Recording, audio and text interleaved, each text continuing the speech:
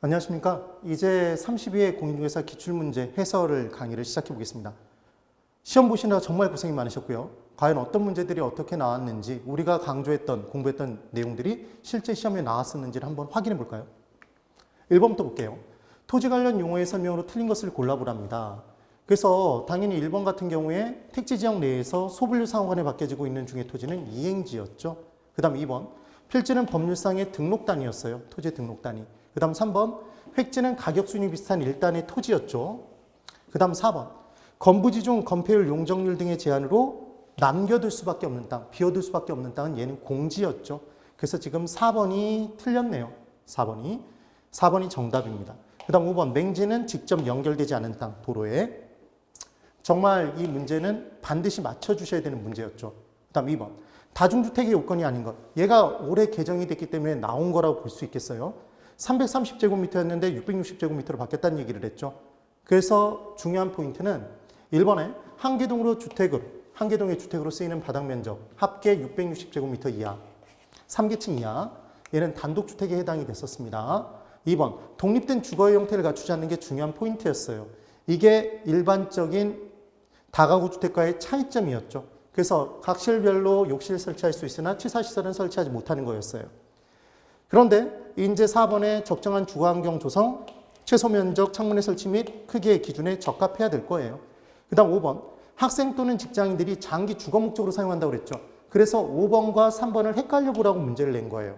근데 3번에 뭐라고 나왔냐면 학교 또는 공장 등의 학생 또는 종업원 등을 위하여 쓰는 것으로 한개동의 공동 취사시설 이용 세대 수가 전체의 50% 이상인 것.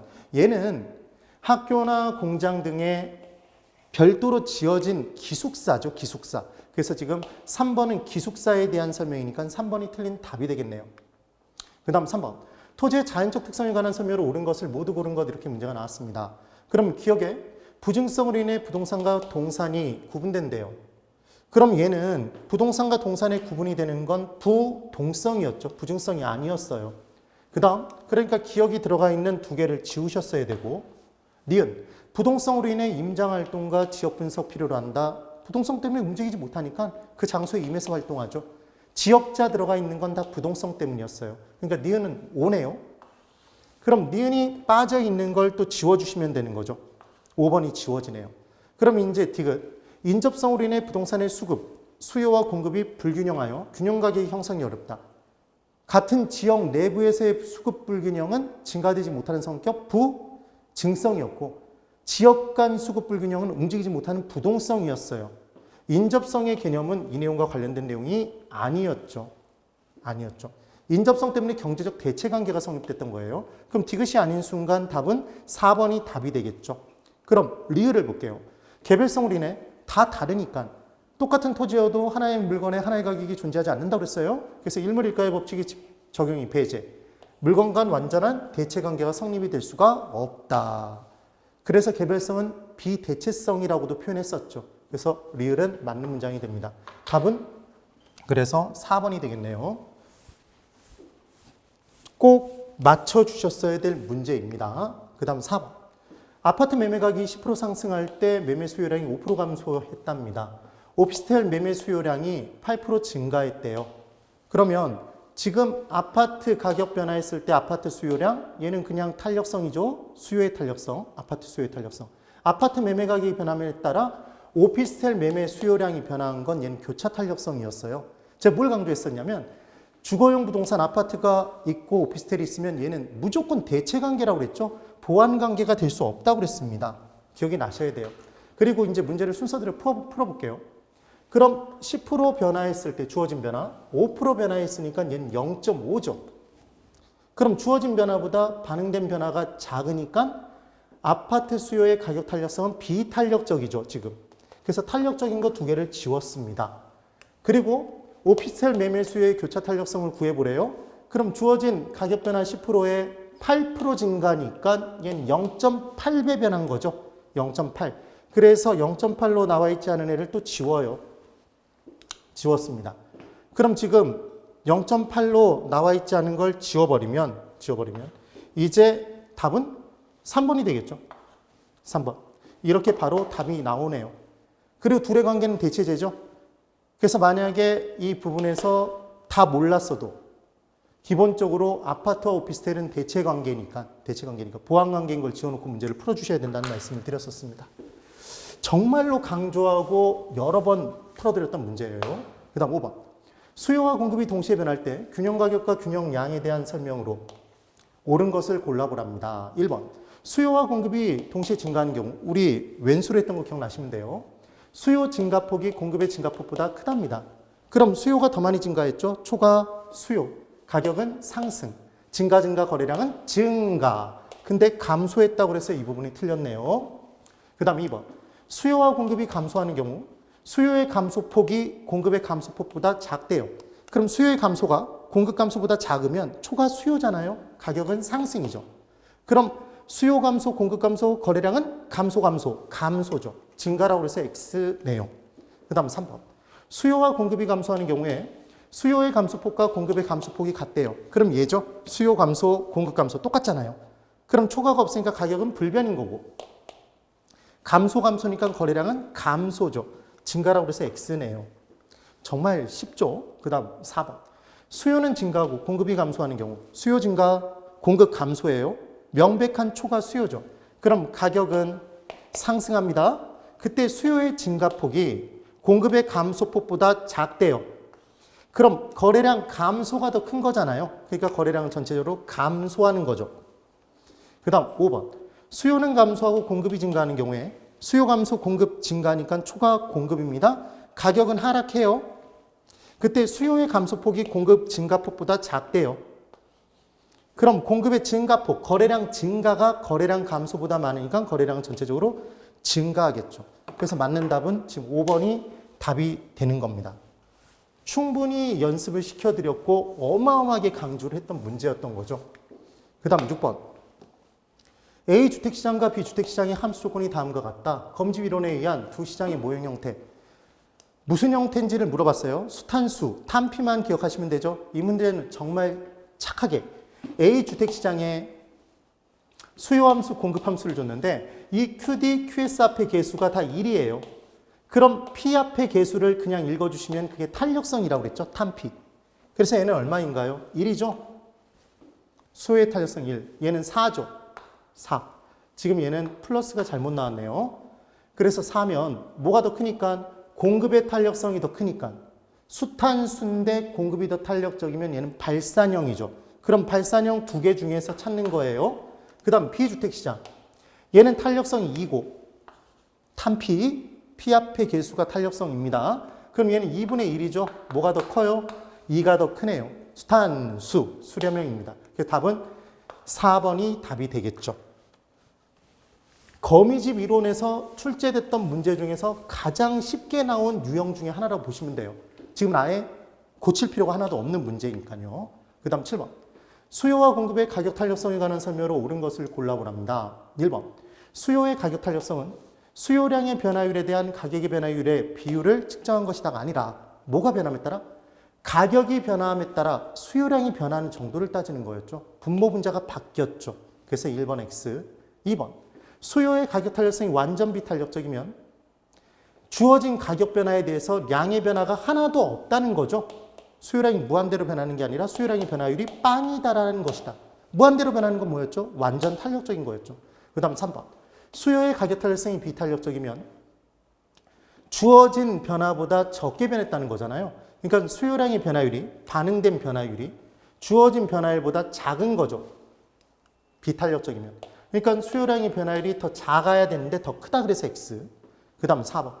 공급의 가격 탄력성이 탄력적이면 주어진 가격 변화율보다 공급의 변화율이 지금 더 크게 변했다는 얘기잖아요. 그렇죠? 그래서 공급의 변화율이 더 크더라. 답은 4번이 됩니다. 답은 4번. 그 다음 5번. 공곡선이 수직선이면 얘는 완전 비탄력적인 거였죠. 정말 죽어라고 반복했던 내용이었습니다. 정말로. 그 다음 8번. A 부동산에 대한 기존 시장의 균형 상태에서 수요함수는 P는 200-2QD, 공급함수는 EP는 40 플러스 QS이다. 시장의 수요자 수가 2배로 증가되는 경우에 새로운 시장의 균형 가격과 기존 시장의 균형 가격의 차익은 얼마입니까? 이렇게 문제가 나왔어요. 근데 이 부분 문제에서 제가 한번 수요자 수가 2배로 변하는 경우 한 명일 때 1000명이라면 개별 수요 함수가 주어졌을 때 1000명인 경우 그럼 1000배가 되겠죠. 그때 어떻게 변하는지 따질 때 이 배수로 2배라고 되어 있으니까 2로 나눠주시라는 얘기를 했죠. QD 앞에 것을. 그래서 중요한 건 그냥 원래 수요 함수는 이 자체가 원래예요. 그래서 이 둘을 각계 놓고 풀 때 분리수거해서 문제를 풀어주시면 답이 나오는 거고 그래서 그 부분에 문제를 풀어보면 얘는 56이 나오게 돼 있어요. 56이. 근데 얘의 2배가 됐을 때의 변화된 수요함수는 200-QD가 되는 거죠. 이게 달라진다라는 걸 기억하시면 돼요. 그래서 P는 200-QD, 이 P는 40 플러스 QS 각계 놓고 이제 한번 푸는 거고 분리수거할 때는 뭘 갖게 놓고 푸는 거죠? QS와 QD. QS는 무엇, QD는 무엇의 식으로 만들어 놓고 풀어주시는 거예요. 그럼 이렇게 풀어주면 얘가 얼마가 나오냐면 P는 80이 나옵니다. 자세하게 변화되는 내용은 지금 보실 필요는 없을 것 같아요. 그래서 얘는 24만 원만큼 상승이 돼요. 그래서 이 문제의 포인트는 2배로 증가됐을 때 이 2배로 증가된 수요 함수를 계산할 수 있느냐가 이게 포인트입니다. 이게 포인트. 이 문제는 틀리셨어도 상관이 없어요. 그 다음 9번. 아파트 시장에서 균형 가격을 하락시키는 요인은 모두 몇 개입니까? 이렇게 나왔네요. 그럼 균형 가격을 하락시킨다 그러면 얘는 초과 공급을 찾아라 지금 그 얘기인 거죠. 아파트는 정상재랍니다. 그럼 소득과 수요가 같은 방향에 움직인다는 얘기고요. 첫 번째, 건설 노동자의 임금 상승이 나타났대요. 그럼 얘는 공급 생산비의 증가니까 공급 감소죠. 공급 감소예요. 그 다음 대체주택에 대한 얘는 공급 감소니까 초과 수요겠죠. 그 다음 대체주택에 대한 수요가 감소했다는 얘기는 해당 아파트 시장의 수요가 증가했겠죠. 얘는 수요 증가죠. 초과 수요입니다. 지금 뭔지 아셔야 돼요. 그 다음 가구의 실질소득 증가했으면 정상되니까 수요 증가네요. 얘도 마찬가지. 그러니까 초과 수요예요. 아파트 건설업체 수가 증가했대요. 그럼 얘는 공급 증가죠. 초과 공급이네요. 가격은 하락할 거예요. 아파트 건설용 토지 가격이 상승했대요. 그럼 얘는 생산비 증가죠. 공급 감소입니다. 초과 수요가 되겠네요. 그 다음 아파트 선호도가 감소가 되면 수요는 감소하는 거죠. 당연히. 그러니까 초과 공급이죠. 그래서 초과 공급이 2가지가 있는 거죠, 지금. 그 답은 2개가 됩니다. 어떻게 문제를 풀었는지를 이해하시면서 정리해 주시면 돼요. 이 문제도 풀어주셨어야 되는 거죠. 그 다음 10번. 도시공간 구조 이론 및 지대 이론에 관한 설명으로 틀린 것을 골라보래요.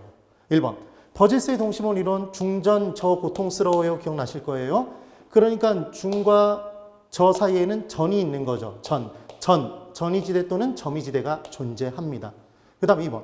호이트의 선형이론에 따르면 도시공간의 성장과 분화는 주요 교통망의 축을 따라서 부채꼴 모양을 확대되면서 나타나죠. 그래서 얘를 부채꼴, 부채선자, 선형이론이라고 표현했었습니다. 선호하다. 그 다음 3번. 해리스와 울만의 다핵심 이론. 해리스와 울만의 다핵심 이론이었죠.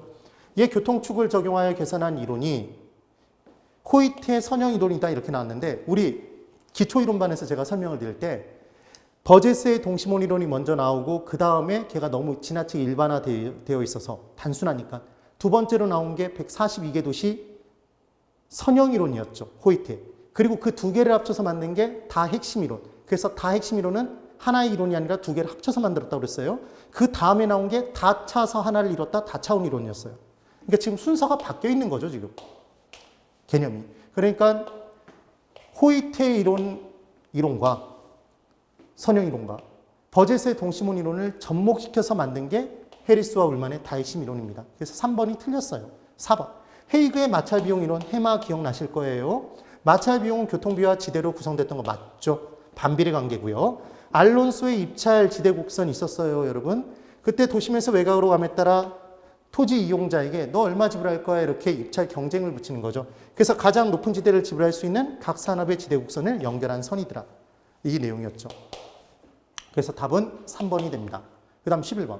다음 모두 설명하는 입지 이론. 이렇게 문제가 나왔습니다. 정말 쉽게 나온 거죠. 운송비 관점, 특정 공장, 원료지향적, 시장지향적, 원료지수 떴어요. 그럼 얘는 누구의 이론이죠? 베버의 최소 비용 이론이었죠. 1번이 답이네요. 다른 내용의 호텔링 처음 들어봐요? 저도 처음 들어봅니다. 이런 내용들은 별로 중요하지 않다고 그랬었죠. 그 다음 12번. 컨버스의 분기점 모형에 기초할 때 A씨와 B씨의 상권 경계 지점은 A씨로부터 얼마만큼 떨어져서 존재하느냐 이렇게 나왔어요. 이 문제의 포인트는 A씨로부터네요. A씨가 보시면 더 커요. 그래서 우리가 그냥 계산하는 방법은 무조건 어떻게 푸시라는 얘기를 했냐면 큰 도시를 작은 도시로 나눠준다. 그럼 얘는 4가 나오겠죠? 얘는 무언가의 분명히 제곱일 것이다. 2의 제곱이죠? 그래서 제곱과 제곱근이 지워지면 얘가 2가 탈출한다고 그랬죠? 그때 2에다가 플러스 2를 내주시라는 말씀을 드렸어요. 이게 순서였습니다. 1만 친구였죠. 2를 더하라고 그랬어요. 그럼 3이 나왔네요. 이 3으로 전체 거리를 나눠주시라는 얘기를 했죠. 그럼 10km가 바로 뭐냐면 작은 도시까지의 거리네요. B도시부터, 분기점부터 B도시까지의 거리가 10km예요. 근데 지금 큰 도시까지의 거리를 물어봤으니까 전체 30에서 10을 빼면 되죠. 그 답은 4번입니다. 그래서 이 부분만 안 헷갈리시고 큰 도시를 물어봤구나. 구한 거에서 빼줘야 되는구나. 이것만 아신다면 안 헷갈리고 푸셨겠죠. 정말 엄청나게 반복해드렸던 문제예요. 그 다음 13번. 다음 세 가지 효율적 시장의 유형과 관련된 내용이다. 시장별 해당되는 내용을 보기에서 모두 찾아. 이렇게 짝져진 것 이렇게 문제가 나왔습니다. 그래서 아까 A, B, C 약성과 중강성과 강성에 각각 해당되는 지문들이 기억, 니은, 디귿 중에 어디에 해당되는지를 문제로 물어봤어요. 그럼 이 문제는 결론은 뭐냐면 각각의 효율적 시장의 유형에서 각각의 정보를 가지고 초과인을 누릴 수 있는지 없는지를 판단하는 문제였어요. 무조건 어떻게 푸시라는 얘기를 했냐면 과현미를 적어놓고 푸시라고 그랬죠. 과현미를 적어놓고 풀어요. 과거의 현미였죠. 과현미를 적어놓고 약성 효율적 시장은 과거의 정보만 반영돼 있다고 했어요. 그래서 과거의 정보를 가지고 초과인 누릴 수 없습니다. 현재와 미래의 정보를 가지면 초과인 누릴 수 있는 시장이었죠. 중강성은 둘, 미래의 정보 가지면 초과인 누릴 수 있어요. 강성 효율적 시장은 그 어떤 정보도 다 반영돼 있어서 그 어떤 정보로도 초과인 누릴 수 없었죠. 그러면 지금 기억은 과거의 정보를 분석해도 초과인을 얻을 수 없다. 니은은 현재 시점에 공표된 정보, 현재 정보를 가지고 초과인을 누릴 수 없다. 디귿은 현재 공표되지 않은 미래 정보를 가지고도 초과 이익을 누릴 수 없다. 지금 그 얘기죠. 이게 오타인데 초과 이윤을 얻을 수 없다가 되겠죠. 그러면 지금 2번에 A 약성 효율적 시장은 과거의 정보를 분석해도 초과를 누릴 수 없는 거 맞죠? 니은하고 디귿이 들어갈 수 없는 이유는 현재 시점의 정보를 가지면 초과를 누릴 수 있잖아요. 얘는. 그러니까 누릴 수 없다라는 니은과 디귿은 빠져야 되는 게죠. A 부분에서는. 그 다음 B는 중강성 효율적 시장이니까 과거와 현재 정보를 가지고 초과를 누릴 수 없다라는 표현이 나오는 거고 디귿이 들어가면 안 되는 이유 아셔야 돼요. C는 강성 효율적 시장이니까 과거, 현재, 미래의 정보를 가지고 초과를 누릴 수 없다. 맞겠죠. 그 답은 2번이 되는 겁니다. 기억을 해보셔야 돼요. 이게 약간의 함정인 게 그냥 잡아보면 몇 번이 답으로 느껴지기 쉽냐면 1번이 답으로 느껴지기 쉬워요. 그런데 이때 중강성 효율적 시장은 약성을 포함하고 있고 강성은 약성과 중강성을 다 포함하고 있는지를 물어본 거예요. 14번. 현행 법 제도상 부동산 투기 제도 억제 제도에 해당하지 않는 것을 골라보래요. 우리가 문제 푸는 연습을 할 때 현행 존재하지 않는 제도를 죽어라고 외웠었죠. 폐지된 초소 기억나세요? 초과이득세제 기억나시나요? 그 다음 소유, 상한제 없다는 말씀을 드렸죠.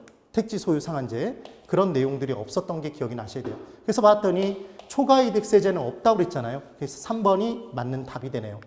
그 다음 15번. 부동산 조세에 관한 설명으로 틀린 것을 골라보랍니다. 그래서 이 부분들의 내용들을 다 읽어보면 다 그럴싸해요. 그래서 1번에 조세의 중립성, 조세가 시장의 자원 배분에 영향을 미치지 않아야 한다는 원칙 맞아요. 2번. 양도소득세를 중과하면 지금 팔면 세금 부담이 커지니까 파는 걸 뒤로 미루죠. 그래서 동결 효과가 나타난다고 그랬어요. 그러니까 부동산의 보유 기간이 길어지는 게 맞겠죠. 3번, 조세의 사실상 부담이 누구에게 이루어지냐가 조세의 귀착이었죠. 이 개념이 나오는 건 공급자는 공급 비용을 떠넘기고 싶어 한다. 수요자에게.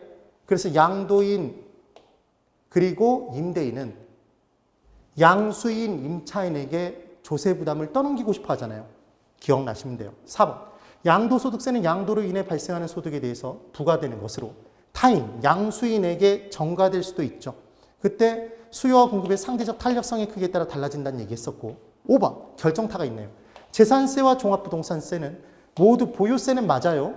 그런데 이때 종부세는 금액이 커서 국가가 갚고 재산세는 이게 보인다고 그랬죠? 지방세라고 그랬었잖아요. 둘 다 지방세라고 얘기했으니까 5번이 틀렸네요. 5번이다. 16번. 부동산 거래 규제에 관한 설명으로 틀린 것을 골라보랍니다. 1번. 주택 취득 시 자금 조달 계획서의 제출을 요구하는 것은 주택 취득을 제한하는 방법이라고 볼 수 있다. 그래서 이 자금 조달 계획서가 제대로 갖춰지지 않는다라면 누군가가 돈을 빌려줬거나 이런 거잖아요. 명의신탁 등이 이루어질 수 있는 거죠. 그런 걸 지금 줄이는 거예요. 수요를 줄이는 거죠. 2번. 투기지역으로 지정되면 그 지역에서 건설 공급하는 도시형 생활주택에 대해 분양가 상한제가 적용된다 이렇게 나왔네요. 여러분 도시형 생활주택은 제가 분양가 상한제가 적용되지 않아서 비싼 가격으로 공급이 되니까 얘 공법 선생이 절대로 사지 말라고 얘기한다고 계속 강조했었죠. 분상제 적용하지 않아요. 2번이 틀렸네요. 3번, 4번, 5번은 다 맞는 문장. 그 다음 17번. 현재 우리나라에서 시행되고 있는 주택정책 수단이 아닌 것을 골라보랍니다. 여러분. 이때 개발권 양도제는 토지 이용의 효율성이 무너져 버릴 수 있기 때문에 예외적인 개발의 만연으로 용도 지역지구제의 틀이 와해돼 버릴 수도 있기 때문에 시행하지 않는다고 그랬죠. 지금 4번이 틀렸잖아요. 정말 죽어라고 반복했었습니다. 그 다음 18번. 주택담보대출에 관한 설명으로 틀린 것을 골라보래요. 이거 바꿔서 나올 수 있으니까 주의해 두시라고 그랬죠. 1번. 담보인정비율 V니까 얘는 담보가치에 대한 대출금액 비율이고 총부채 상환비율 DTI, I, 인컴, 소득을 중심으로 한 거 맞죠? 그 다음 3번. 담보인정비율이나 총부채 상환비율에 대한 구체적인 기준을 한국은행장이 정하는 게 아니라 기획재정부 장관이 정하겠죠. 기본은. 금융과 관련된 내용이니까. 그래서 한국은행장이 틀렸네요. 근데 만약에 3번 보기를 모르더라도 4번. 총부채 원리금 상환비율. 얘는 원금까지 포함된다고 그랬죠. DSR은 차주의 총 금융부채 상환 부담을 판단하기 위하여 산정하는 차주의 연간 소득 대비 연간 금융부채 원리금 상환액 비율을 말한다. 그래서 DTI는 얘는 이자만 빼는 거고 DSR은 원리금을 다 뺀다고 그랬잖아요. 기존 대출 금액에. 기억이 나셔야 되죠. 5번. 변동금리 주택담보대출을 이자율 변동으로 인한 위험을 차주, 돈 빌리는 사람에게 전가하는 방식으로 금융기관의 이자율 변동 위험을 줄일 수 있다고 했었죠. 그래서 대출 기간 중에 물가가 상승이 됐어요. 그럼 화폐 자산의 가치가 떨어지니까 똑같은 이자를 받아도 이때는 상대적으로 낮은 이자를 받는 거니까 대출자가 불리해진다고 그랬죠. 그때 변동이자를 적용하면 올려서 그 부담을 누구에게 전가시킬 수 있다? 차입자, 차주에게. 지금 그 얘기인 겁니다. 3번이 틀렸네요. 그 다음 19번. 다음 투자부동산의 매입 운영 및 매각에 따른 현금 흐름. 이 부분 문제 우리가 기존의 문제에서는 연금의 현가계수 5년 뒤까지 그리고 얘 쪼개져서 문제 나왔던 거 기억나세요? 연습을 시켜드렸던 우리 기출문제 그대로 나온 거죠. 사실은. 응용편이에요. 그래서 지금 0년도에 지금 현재 나가는 돈 1,100만 원은 얘는 지출의 현재 가치죠. 그럼 우리는 수년가를 구하기 위해서는 수입의 현재 가치만 구하면 돼요. 그때 봤더니 120만 원이 지금 6번만 보이는데 연금의 현가기수가 7년이니까 얘 120을 뽑아내야 줘야 된다고 그랬죠. 그럼 얘를 120을 뽑아내주면 7년이에요. 됐나요? 그럼 얼마가 남죠? 1,300만 원이 남는 거죠. 얘만 이렇게 분리시켜 줄 수 있으면 이 문제 푸는 거죠. 그럼 120에 곱하기 연금의 현가계수 3.50 곱해주고 1,300만 원은 일시불이니까 7년 일시불이니까 여기에 0.6을 곱해서 더해주면 얘가 1,200만 원이 약 1,200만 원이 나오나 봅니다. 그래서 답은 1번이 답이 되는 거예요. 그래서 100만 원이 답이 된다는 걸 잡아주시면 돼요. 되셨죠? 그 다음 이제 20번. 화폐의 시간가치 계산에 대한 설명으로 옳은 것을 골라보래요. 옳은 것. 1번. 현재 10억인 아파트가 매년 2%씩 가격이 상승한답니다. 그럼 매년 2%씩 달라붙는 거잖아요. 그럼 102%가 되는 거죠, 매년. 그럼 102%에 5번을 해주면 되는 거잖아요. 그럼 지금 우리가 알고 싶은 건 현재 10억 일시불의 5년 뒤 미래 가치가 알고 싶은 거죠. 그러니까 일시불의 미래 가치 계수지 연금의 미래 가치 계수가 아니에요. 10억을 5년 동안 받는 게 아니니까. 그 다음 2번. 원리금 균등사항 방식으로 담보대출을 받은 가구가 매월 상환할 금액을 계산할 때는 뭘 곱한다고요? 저당 상수를 곱하죠. 일시불의 현재 가치 계수가 아니라. 그 다음 3번. 연금의 현재 가치 계수에 감채기금 계수를 곱하면 일시불의 현재 가치 계수가 된다 이렇게 나왔는데 제가 동형 모의고사 사회 부분에서 이와 같은 문제를 풀어드리긴 했어요. 근데 이런 문제가 나오면 이거 자체를 몰라도 다른 부분을 가지고 문제를 맞힐 수 있다고 그랬죠. 이건 잘 모르겠어요. 그럼 세모를 해놨어. 4번. 임대기간 동안 월 임대료를 모두 적립할 경우에 이 금액의 현재 시점 가치를 산정한다면 지금 임대기간 동안 월 임대료가 얘가 연금이죠. 이 연금들을 현재 한꺼번에 받으면 얼마일지 이 얘기잖아요. 그럼 연금의 현재 가치 계수겠죠. 감채기금 계수가 아니라. 그 다음 5번. 나대지에 투자하여 5년 후 8억에 매각하고 싶대요. 그러면 얘는 5년 후 8억은 얘는 일시불이죠. 맞나요? 그럼 얘를 지금 현재 산다면 얼마를 주고 사야 되느냐를 알고 싶다면 결국은 5년 뒤 미래 가치의 현재 가치가 알고 싶은 거잖아요. 일시불의 현재 가치가 알고 싶은 거죠. 그러니까 일시불의 현재 가치 계수를 사용하겠죠. 그러니까 1번, 2번, 4번, 5번이 명확히 틀렸으니까 답은 3번입니다. 이 식을 적어놓고 설명드릴 수 있지만 의미 없어요. 그 다음 21번. 부동산 투자 수익률에 관한 설명으로 옳은 것을 골라보래요. 위험회피형 투자자를 가정한답니다. 1번. 기대 수익률이 요구 수익률보다 크면 해당 투자에서 기대되는 수익률이 크면 투자하죠. 투자 가치가 있는 것으로 판단한다. 1번이 맞네요. 답은 1번. 끝. 그리고 넘어가셨어야 돼요. 2번. 기대 수익률은 투자에 대한 위험이 주어졌을 때 투자자가 투자 부동산에 대하여 자금을 투자하기 위해 충족되어야 할 최소한의 수익률을 말한다. 최소한도로 요구하는 수익률이죠. 얘는 요구 수익률. 3번. 투자가 이루어진 후에 현실적으로 달성된 수익률은 실현된 수익률, 실현 수익률이죠. 4번. 요구 수익률은 투자에 수반되는 위험이 클수록 위험이 크면 클수록 투자자는 더 많은 수익률을 요구한다. 그래서 커지죠. 5번. 실현 수익률은 다른 투자의 기회를 포기한다는 점에서 기회비용이라고도 한다. 여러분 해당 투자에서 기대되는 수익률이 있고 투자자가 요구하는 수익률이 있었어요. 이 기대 수익률을 선택하면 이 요구 수익률을 포기하는 거였죠. 요구 수익률이 기회비용이었죠. 그래서 투자 결정 시에는 절대로 뭐는 나올 수 없다? 실현 수익률 나올 수 없다고 그랬잖아요. 1번.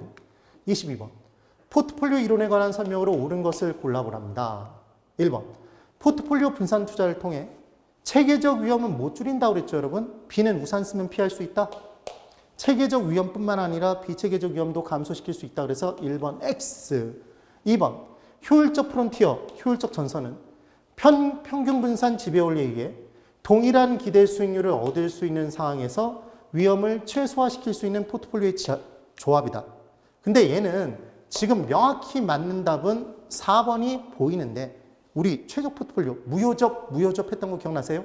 그래서 무차별곡선과 효율적 전선이 접하는 점 4번은 명확히 맞네요. 근데 이제까지 우리가 효율적 포트폴리오의 내용을 공부할 때 동일한 위험에서 수익이 제일 큰 것들의 모임이라고 공부를 했잖아요. 그런데 얘를 이렇게 효율적 전선을 그려보면 효율적 전선 부분에 A라는 효율적 포트폴리오가 있으면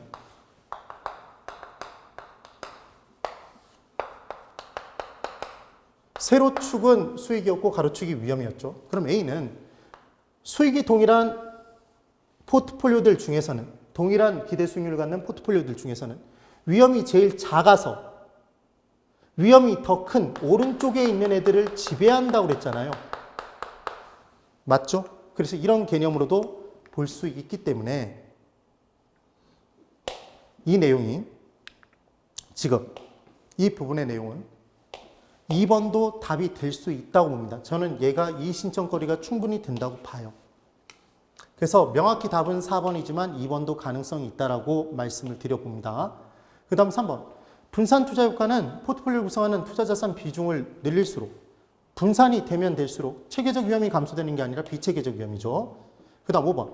두 자산으로 포트폴리오를 구성할 경우에 포트폴리오에 포함된 개별 자산의 수익률 간 상관계수에 관계없이 분산 투자의 효과는 있다고 돼 있는데 만약에 이 상관계수가 플러스 1이 되면 같은 방향으로 똑같은 크기만큼 움직이니까 얘는 집중 투자한 것과 똑같잖아요. 분산 투자 효과가 없죠. 그래서 상관계수와 상관없이 분산 투자 효과는 있다고 얘기해서 X가 됩니다. 그렇게 잡아두시면 돼요. 그 다음 이제 23번. 부동산 투자 분석 기법에 관한 설명으로 옳은 것을 골라보래요. 1번. 부동산 투자 분석 기법 중 화폐의 시간 가치를 고려한 방법은 할인연금 수지 분석법 있었죠. 할인연금 흐름 분석법. 할인은 순수 내 마음대로 요구한다. 그래서 수년제 가치법, 내부 수익률법, 수익성 지수가 나왔어야죠. 지금 회계적 이익률법은 할인, 현가라는 개념 없죠. 그래서 얘 때문에 틀렸네요. 그 다음 2번. 내부 수익률이란 수입의 현재 가치와 지출의 현재 가치를 같게 만들어주니까 뺀 것, 수년가를 0으로 만드는 할인율이었죠. 그 다음 기대 수익률이 내부 수익률이었던 게 기억나셔야 돼요. 무슨 다른 내용처럼 문제를 함정을 파놨네요. 2번도 X. 3번. 어림셈법 중에 순소득 승수는 순자 기억나세요? 자본 회수 기간이었죠. 그래서 승수값이 작을수록 자본 회수 기간은 짧은 거죠. 순자니까 길어진다가 아니라. 그 다음 4번. 수년가법에서는 재투자 시 뭐로 할인한다고 그랬죠, 여러분? 수년가법은 요구 수익률로. 내부 수익률법은 내부 수익률로 할인해서 뭐가 더 우월? 수년가법은 예쁜 놈. 수년가법이 우월하다고 정말 죽어라고 했었죠. 4번 X. 5번. 내부 수익률법에서는 내부 수익률이 요구 수익률보다 작은 경우.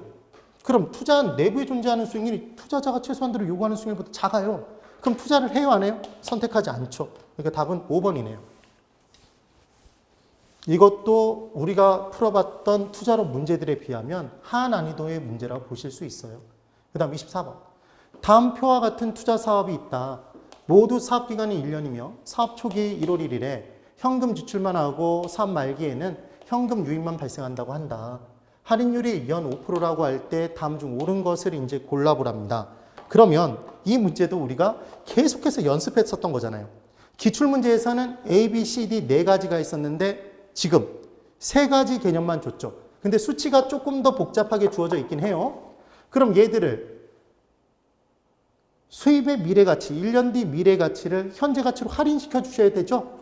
그럼 각각의 금액을 5%니까 1.0으로 나눠주는 거잖아요. 그럼 1.0으로 나눠주면 이제 수치가 어떻게 되냐면 각각의 수치를 계산해 보면 수입의 현재 가치가 이렇게 나오는 거죠. 얘 6,500이 나오고 그 다음 B 투자안의 경우에는 2,800이 나오고 C 투자의 경우에는 얘는 1.0으로 지금 나눴단 얘기예요. 얘를. 그럼 4,500이 나온답니다. 이렇게 나와요. 그럼 우리는 수년가를 계산을 해보면 수년가는 수입의 영가에서 지출의 영가를 빼는 거니까 6,500에서 3,800을 빼면 얘는 2,700이 나오고 2,700 그리고 1,550이 나오고 2,700이 나와요. 2,700 수익성 지수를 계산해 보면 수익성 지수는 수입의 현재 가치를 지출의 현재 가치로 나눈 값이었죠. 얘는 1.7이 나오고 약 얘는 2.24가 나오고 C는 2.5가 나옵니다. 그래 놓고 문제를 풀어보면 1번 수익성 지수가 가장 큰 사업은 지금 C죠. 근데 A라고 얘기했으니까 X. 2번 수년제 가치가 가장 큰 사업 수년제 가치가 가장 큰 건 지금 2,700이 가장 큰 거죠. B가 제일 작죠. A, C가 둘 다 똑같이 제일 큰데 B라고 했으니까 X. 3번 수익성 지수가 가장 작은 사업 수익성 지수가 제일 낮은 건 1.7A죠. 근데 C라고 그랬네요. 4번 A의 수년제 가치는 B의 수년제 가치의 2.5배다. A가 수년가 2,700이 B의 2.5배가 안 돼요. 얘 2배만 해도 3,000이 넘어가잖아요. 그 다음 5번 A와 C의 수년제 가치는 같다? 2,700, 2,700 같죠. 그래서 제가 하나하나 계산하는 문제가 만약에 주어진다면 그때는 D에 있는 게 답일 가능성이 높다고 그랬죠. 충분히 연습을 많이 시켜드렸고 시간만 좀 있으셨다면 분명히 푸실 수 있었을 거예요. 그래서 24번의 답은 5번입니다. 그 다음 25번. 부채금융에 해당하는 것을 모두 고른 것 이렇게 나왔네요.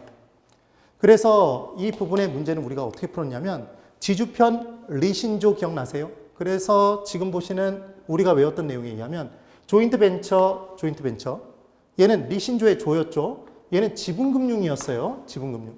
그 다음 부동산 투자회사 리신조의 리죠. 얘도 지분금융이네요. 그럼 확실히 지분금융인 두 가지 니은과 미음이 들어있는 걸 지우면 돼요. 1번, 2번 니은이 들어있어서 X, 4번, 5번은 미음이 들어있어서 X네요. 그래서 답은 지금 몇 번이 답이다? 3번이 답이 되겠죠. 3번. 이렇게 문제를 풀어주시면 돼요. 간단하죠, 여러분? 네. 그 다음.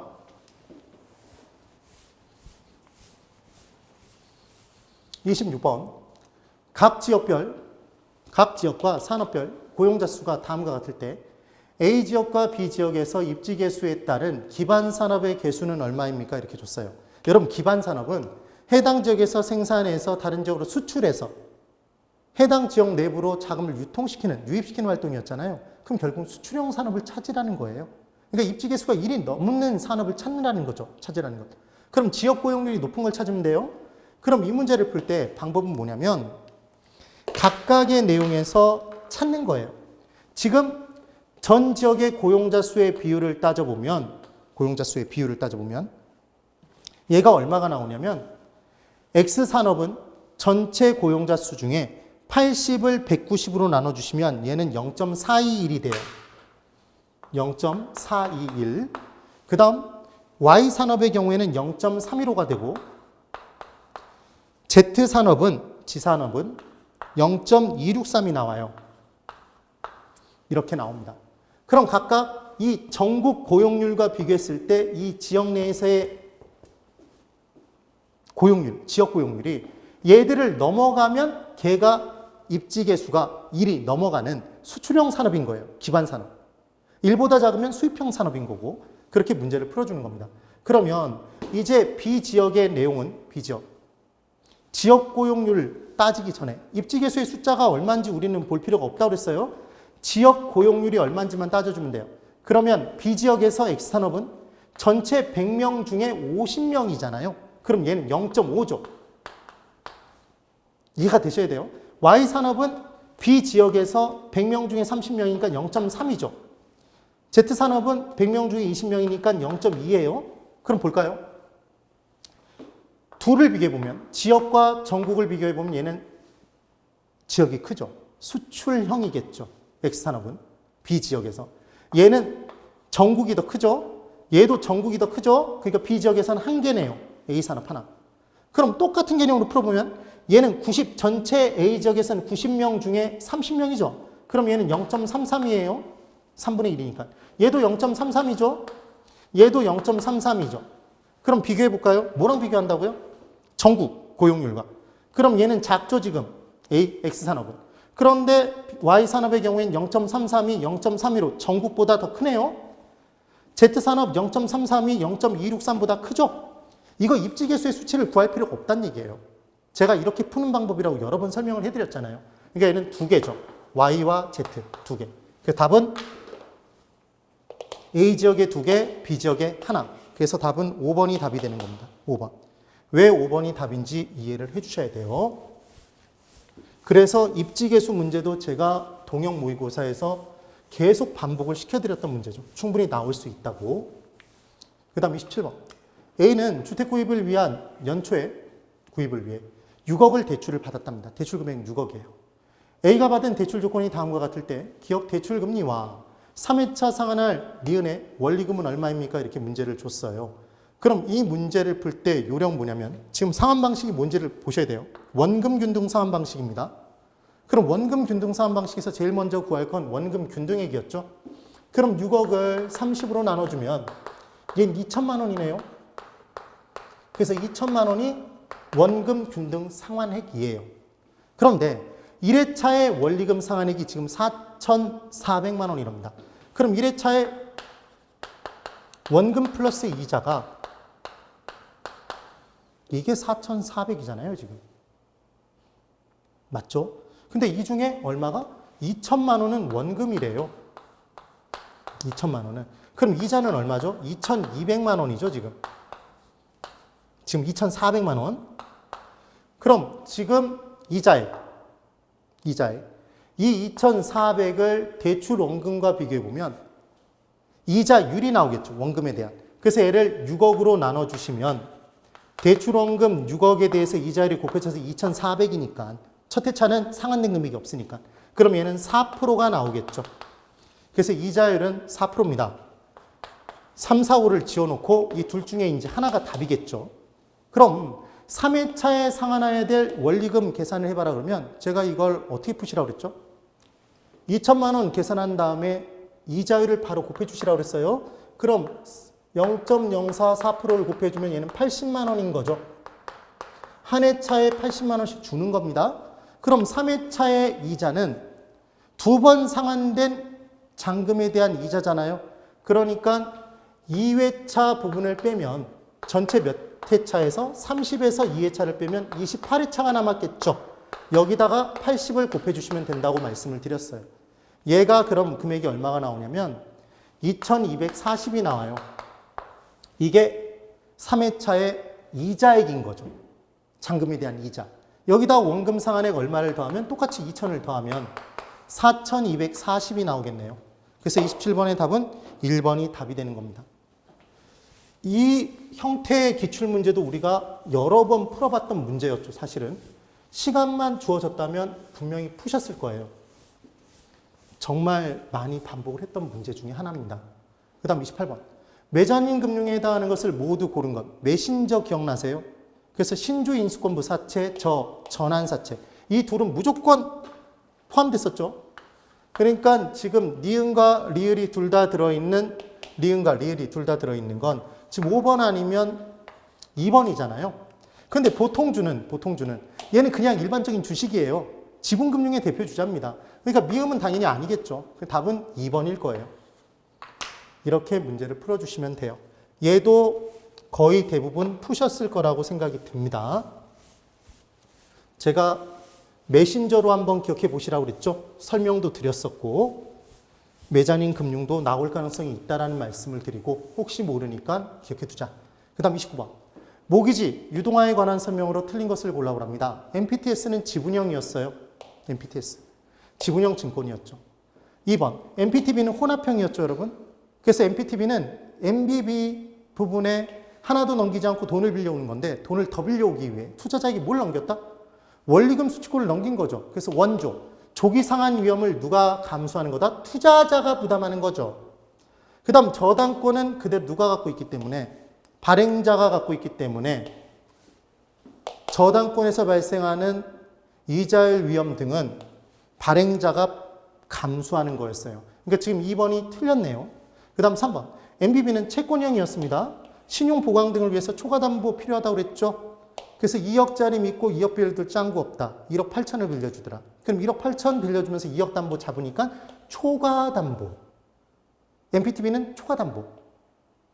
MPTS는 초과담보 없다고 그랬죠. 그 다음 4번. CMO는 트렌치. 그래서 상환 우선순위와 만기가 같게 다른 다수의 계층으로 구성된 증권이 된다. 5번. 우리나라의 모기지 유동화 중개기관 누가 담당한다 그랬죠? 한국주택금융공사 HF공사였어요. 답은 2번이네요. 그 다음 30번.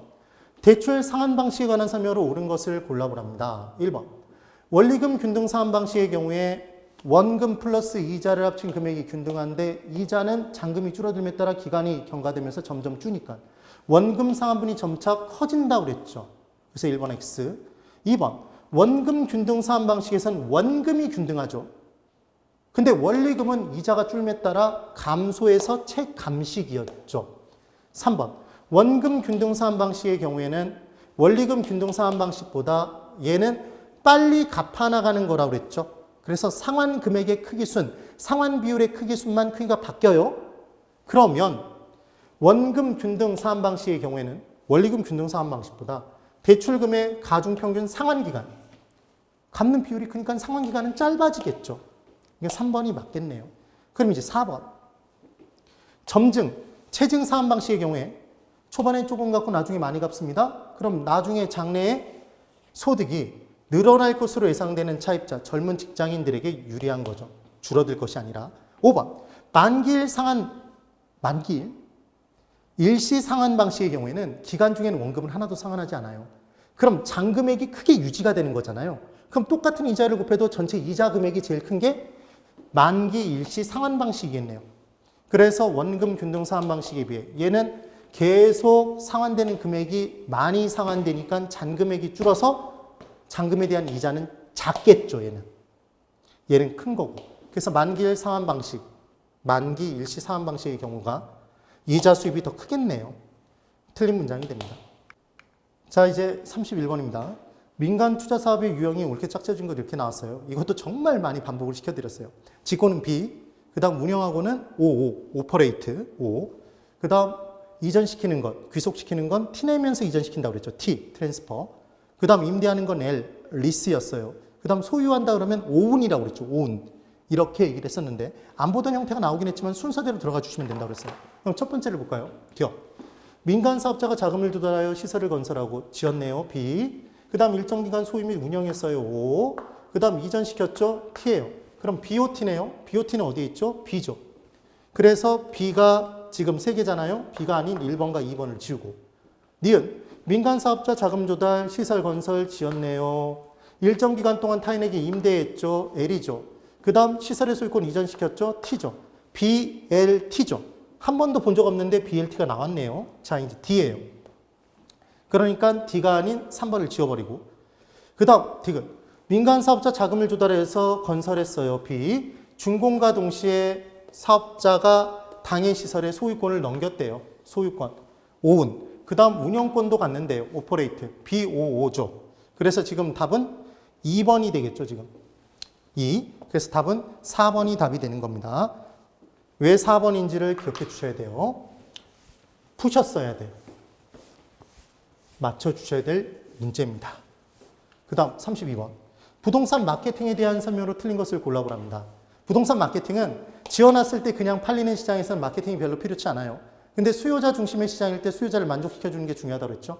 그래서 부동산 시장이 공급자 우위에서 수요자 우위의 시장으로 전환되면 마케팅의 중요성이 좀 더 증대됐던 게 맞아요.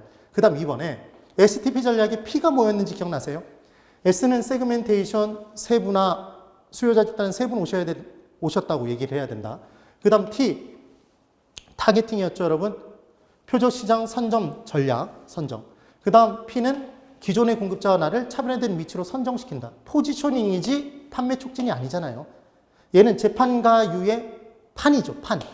그래서 지금 STP의 P의 포지셔닝인데 프로모션을 바꿔놓은 2번이 틀린 답이네요. 3번. 경쟁사의 가격 추종을 할 경우에 사피믹스 가격 전략, 시가 전략을 따라가야 되겠죠. 경쟁사와 똑같은 가격으로. 그 다음 4번. 관계는 누구랑 맺는다? 기존 고객과 지속적인 관계를 맺는다. 5번. 시장 점유 마케팅, 부동산 시장 점유하기 위한 전략, 사피믹스, 쇼쇼, 시장 점유, STP 전략, 스스스, 쇼쇼, 시장 점유 마케팅이었어요. 그 답은 2번. 그 다음 33번. 부동산 개발에 관한 설명으로 틀린 것을 골라보랍니다. 1번. 부동산 개발 사업 진행 시 행정의 변화에 따른 사업의 인허가 지연 위험은 개발자가 행정 변화를 내가 내 마음대로 조정할 수 없잖아요. 그러니까 얘는 스스로 관리할 수 없는 위험이겠죠. 2번. 공영개발, 공공개발은 공공성, 공익성을 위해서 택지 조성하는 거죠. 택지 공공개발, 공영개발 등 분양 또는 임대하는 토지개발 방식 맞고요. 3번. 환지 방식은 택지가 개발되기 이전에 토지의 위치, 지목, 면적 등 고려.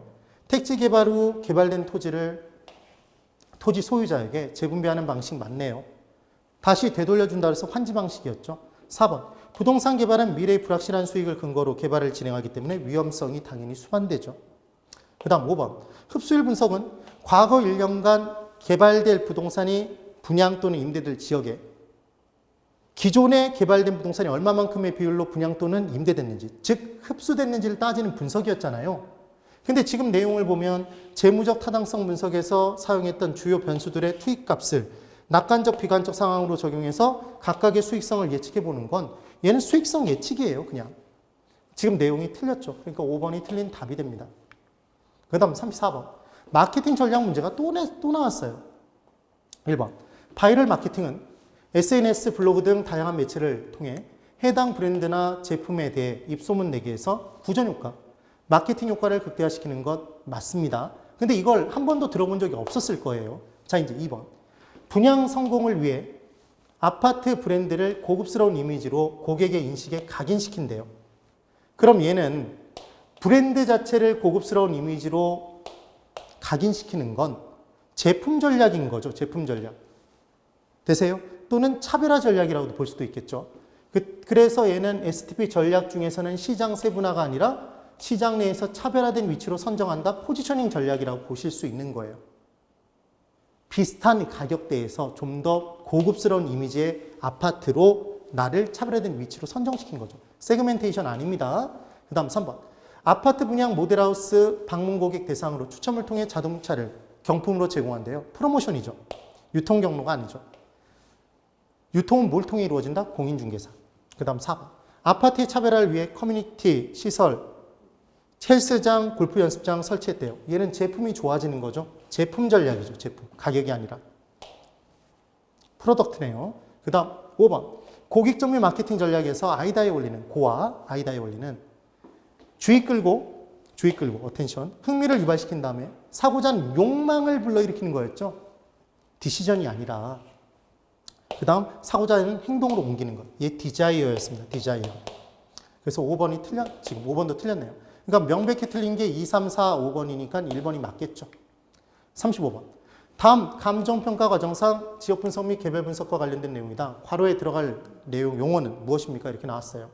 첫 번째, 지역 분석은 해당 지역의 표준적 이용의 상태와 그 지역 내의 가격 수준대를 파악할 수 있죠.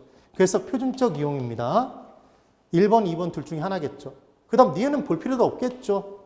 판정하는 것. 그래서 개별 분석은 대상 부동산의 최고 유효한 이용을 판정하는 거고요. 지역 분석의 분석 대상 지역 중 대상 부동산이 속한 지역은 뭐라고 그랬죠? 인근 지역이었죠. 유사 지역이 아니라. 답은 2번이죠. 정말 쉬웠어요. 이제까지 나왔던 지역 분석, 개별 분석 문제 중에 가장 쉬운 문제라고 보실 수 있어요. 그 다음 36번. 원가법에서 사용하는 감가 수정 방법에 관한 설명으로 틀린 것을 골라보십시오. 이렇게 나왔죠. 제가 핵심 이론반 강의, 심화이론에서 핵심 이론을 타고 들어갈 때 이 부분의 내용을 한번 자세히 설명드린 적이 있고 문제풀이에서도 설명드렸어요. 1번. 정율법에서는 틀린 거 찾는 거예요. 정율법은 상강률이 정해진 거죠. 근데 매년 감가율이 감소한대요. 그게 아니라 매년 감가율은 정해져 있는데 잔존 가치가 줄임에 따라 매년 감가액이 줄어서 체감상각법이었던 거잖아요. 감가율이 감소한다고 해서 1번이 틀렸습니다. 정율, 감가율은 정해진 거죠. 2번, 정액법에서는 감가액이 정해져 있으니까 쌓아나가 보면 그때는 200만 원이면 200만 원씩 가니까 첫 번째 200, 두 번째 400, 세 번째는 600 누적된 금액들이 정비례해서 증가하겠죠. 감가 누계액이. 그 다음 3번. 정액법은 정해진 액수로 까나가니까 얘를 쌓아보면 직선이어서 직선법 또는 균등하게 깐다 그래서 균등상각법. 4번. 상환기금법은 이자가 붙는 거예요. 그래서 감가 누계액 상다액과 복리계산의 이자액이 붙는 방법이었다. 그 다음 5번. 정액법, 정률법, 상환기금법이 아니라 상환기금법, 지금 오타. 모두 내용연수에 의한 감가수정 방법이었어요. 연수수명법. 그 다음 37번. 감정평가에 관한 규칙상 용어의 정의로 틀린 것을 골라보랍니다. 1번. 기준이 되는 가치가 있대요. 감정평가의 기준이 되는 가치를 말한다. 뭐 이렇게 표현할 수도 있어요. 2번. 가치 형성 요인이란 대상 물건의 시장 가치라고 나오면 안 된다고 그랬죠? 구하는 경제적 가치는 여러 가지가 있기 때문에. 그래서 경제적 가치에 영향을 끼치는 요인들이었습니다. 3번. 원가법은 대상 부동산의 기준 시점의 재조달원가에서 만든 시점부터 기준 시점까지의 달아 없어진 부분을 까고 남아있는 놈으로 고치는 감가 수정을 해서 적상가액을 구하는 방법이었죠. 맞네요. 4번. 거래 사례 비교법은 사정보정부터 한다고 그랬죠, 여러분. 그래서 대상 물건과 가치 형성 요인이 같거나 비슷한 물건의 거래 사례와 비교하여 대상 물건의 현황에 맞게 사정보정, 시점 수정, 사시찌개면 기억나시면 돼요. 5네요. 5번. 수익 분석법이란 이것과 똑같은 문제를 우리가 풀었었죠. 완전히 똑같은 문제를. 수익 분석법이란 대상 물건이 장래 산출할 것으로 예상되는 순수익이나 미래의 현금 흐름을 환원하는 방법이래요. 수익 환원법이죠. 그래서 가액을 구하는 방법. 기억나세요? 그래서 수익분석법이 아니었어요. 5번이 틀린 답이네요. 그 다음 38번. 똑같은 문제를 우리가 동형 모의고사에서 똑같이 풀고 들어갔었어요. 다음 자료를 활용하여 직접 환원법으로 산정한 대상 부동산의 수익가액은 얼마입니까? 이렇게 문제가 나왔네요. 그럼 이 계산식을 어떻게 풀어주시면 된다는 얘기를 했냐면, 중요한 건 수익가액은, 이게 수익가액 구하는 거잖아요. 수익가액은 환원율분의 순수익이었습니다. 그래서 순수익은 순영업소득이라는 것만 알면 되는 거죠. 그래서 가능한 총소득 7천에서 공시 및 대손 충당금을 빼야 돼요. 가공기, 공 빼는 거예요. 가능조소득의 5%를 뺀다는 얘기는 결국 95%가 남은 거죠. 그래서 0.95를 곱해 주시면 된다는 얘기를 했어요. 그럼 금액이 나와요. 거기다가 이때 얘는 유효 총소득을 구한 건데 영업경비는 유효 총소득의 40%래요. 그럼 남은 건 우리는 남아있는 순영업소득을 구하고 싶잖아요. 그럼 60%가 남겠죠? 그러면 곱해주면 이제 세모, 얘가 순영업소득이 나올 거예요. 그럼 7천에 곱하기 0.9 곱하기 0.6을 해주면 금액이 399가 나옵니다. 3,990만 원이 나온다고요. 그럼 걔를 얼마로 나눠주면 된다? 할인율, 환원율 0.1로 나눠주면 그 숫자가 그대로 유지된다고 그랬죠. 아예 푸는 방법 똑같이 설명드렸었어요. 그래서 답은 4번이 됩니다. 그 다음 39번. 부동산 가격 공시에 관한 법률에 규정된 내용으로 틀린 것을 골라보십시오. 이렇게 나왔네요. 그래서 이 부분의 내용에서 뭐가 딱 기억이 나셔야 되냐면, 공동주택 가격은, 공동주택 아파트 등은 그 모양 형태가 매우 특이하게 다르지 않기 때문에 아예 누가 통털어서 다 정해버린다고 그랬죠. 국장이 정한다고 그랬죠. 그래서 공동주택은 표준과 개별의 개념이 없었어요. 기억나시나요? 그때 이의 신청은 정한 사람에게 해야 된다고 그랬죠. 그래서 지금 5번에 개별주택 가격 및 공동주택 가격에 대해서 이의가 있는 장은 그 결정 공시일로부터 30일 이내에 서면으로 이의 신청을 하는데, 개별자 들어간 것만 누가 정하고 시장군수 구청장이 정하고, 시장군수 구청장에게 이의 신청하고, 개별자가 들어가 있지 않은 건 다 누구에게 한다? 국장에게 한다고 그랬죠. 그러니까 지금 공동주택 가격에 대한 이의 신청은 누구에게 한다? 국장. 이게 문제의 포인트인 겁니다. 엄청나게 강조해드렸던 내용이에요. 5번이 틀렸네요. 그 다음 40번. 다음 자료를 활용하여 공시지가 기준법으로 산정한 대상 토지의 가액. 얘도 동형 모의고사에서 몇 번인가를 연습시켜드렸던 내용이에요. 그때 그 방법대로 똑같이 들어가 보면 얘는 아예 하나만 주어져 있어요. 대상 토지가 있는데 일반 상업지역이랍니다. 기준 시점이 있고 비교 표준지가 딱 하나밖에 없어요. 그때 공시지가가 1억이랍니다. 지금 1억이래요. 제곱미터당 1억이 돼 있는 거죠. 그럼 이 1억 1이에요. 1억이죠. 이 1억에 각각 뭔가 조정을 해주면 되는데, 공시지가 기준법은 시점 수정부터 한다고 그랬잖아요. 그래서 지가 변동률을 따져봤더니 얘가 5% 상승했대요. 5%. 그럼 얘는 105%가 되는 거죠. 1.05. 지역 요인 같대요. 지역이 동일하대요. 그럼 얘는 따질 필요 없고, 개별 요인이 대상 토지 부분 무조건 100을 기준으로 우세하면 더하고 열세하면 뺐잖아요, 여러분. 그러니까 가로 조건 10% 우세하면 110%죠. 1.1일 거고. 그럼 환경 조건은 20% 열세하니까 100에서 20% 열세하면 0.8이죠. 기억이 나세요? 그 다음 그 밖에 요인 보정치는 그냥 1.5로 줬어요. 그러면 1 곱하기 1.05 곱하기 1.1 곱하기 0.8 곱하기 1.5를 해주면 되죠.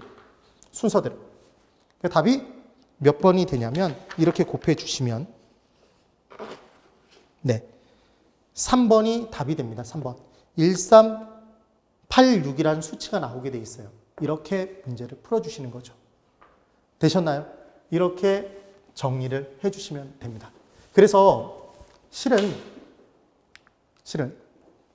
제가 40번까지 문제를 쫙 풀어드렸는데, 제가 여러분들 시험 보러 들어가시기 전에 마지막 강의를 진행하면서 뭐라고 말씀드렸냐면, 제가 강의했던 부분에서 강조했던 부분에서 아예 다른 문제가 나올 가능성은 아무리 많이 나와도 4문제 이하고 그 4문제로 나올 가능성도 없을 뿐더러 아예 다른 문제는 한 2문제 정도, 지문에 섞여 있을 문제가 한 2문제 정도 있다고 그랬고, 반복되는 게 기출이 계속 반복된다고 그랬죠.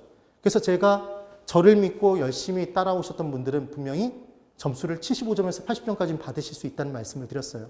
아마 결과가 그렇게 나오셨을 거예요. 그리고 결과가 조금 만약에 안 좋으셨더라도 민법하고 합쳐져서 분명히 합격의 결과는 누리셨을 거라고 바라고 기원합니다.